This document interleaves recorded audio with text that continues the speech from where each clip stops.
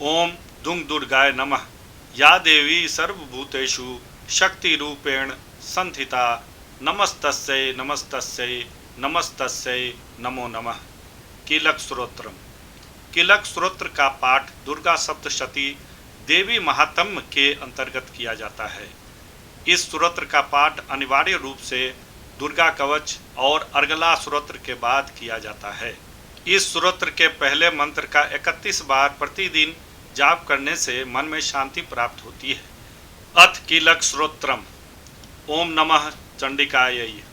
मार्कंडेय जी कहते हैं, विशुद्ध ज्ञान ही जिनका शरीर है, तीनों वेद ही जिनके 3 नेत्र हैं, जो कल्याण प्राप्ति के हेतु हैं तथा अपने मस्तक पर अर्धचंद्र धारण करते हैं, उन भगवान शिव को नमस्कार है। मंत्रों का जो अभिकीलक है, अर्थात मंत्रों की सिद्धि में विघ्न उपस्थित करने वाले शाप स्वरूपी कीलक का निवारण करने वाला है, उस सप्तशती स्तोत्र को संपूर्ण रूप से जानना चाहिए।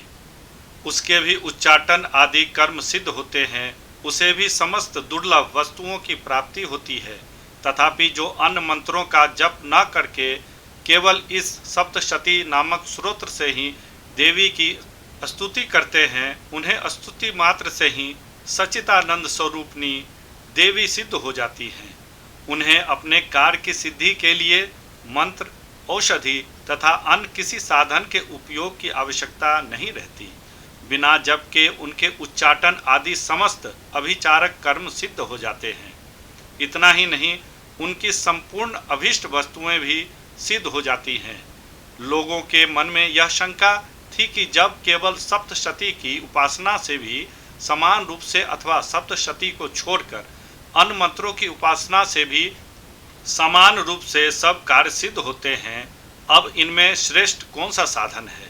लोगों की इस शंका को सामने रखकर भगवान शंकर ने अपने पास आए हुए जिज्ञासुओं को समझाया कि यह सप्तशती नामक संपूर्ण स्तोत्र ही सर्वश्रेष्ठ एवं कल्याणमय है।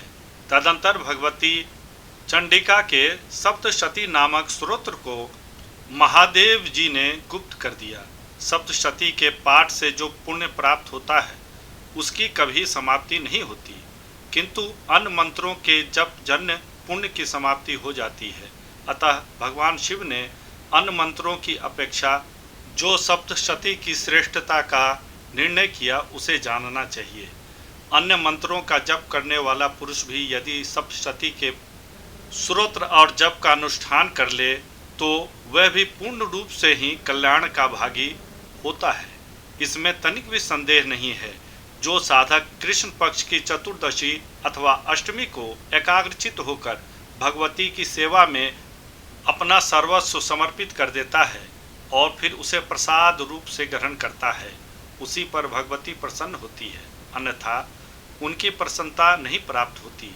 इस प्रकार सिद्धि के प्रतिबंधक कील के द्वारा महादेव जी ने इस स्तोत्र को कीलित कर रखा है।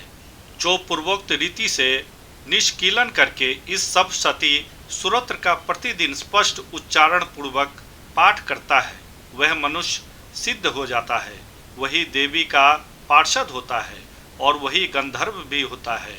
सर्वत्र विचरते रहने पर भी इस संसार में उसे कहीं भी भय नहीं होता। वह अपमृत्यु के वश में नहीं पड़ता तथा देह त्यागने के अनंतर मोक्ष प्राप्त कर लेता है।